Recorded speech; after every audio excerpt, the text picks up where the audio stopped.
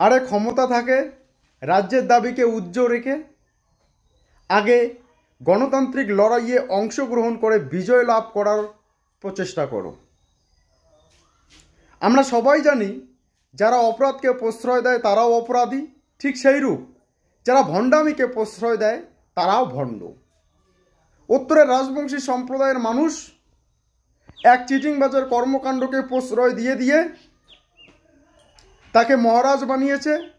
তিনি আবার ভরা দরবারে নিজেকে ভগবান রূপে জাহির করেন।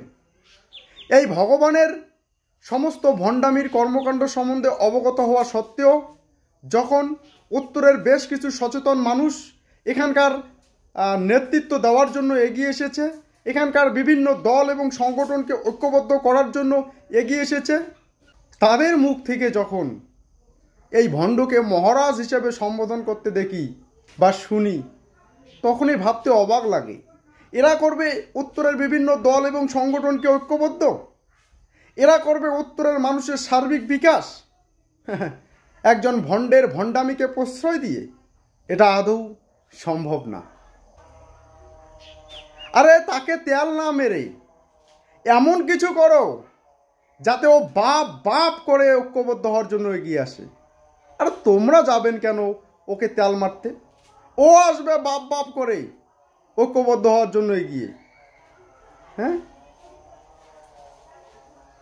আমি একটা কথাই বলবো, যেটা আগে বললাম, আগে ক্ষমতা দখল করার প্রচেষ্টা নাও না, উদ্যোগ গ্রহণ করো না, তারপর দেখা যাবে অটোনমাস কাউন্সিল, তারপর দেখা যাবে জনজাতিকরণ, তারপর দেখা যাবে আলাদা রাজ্য।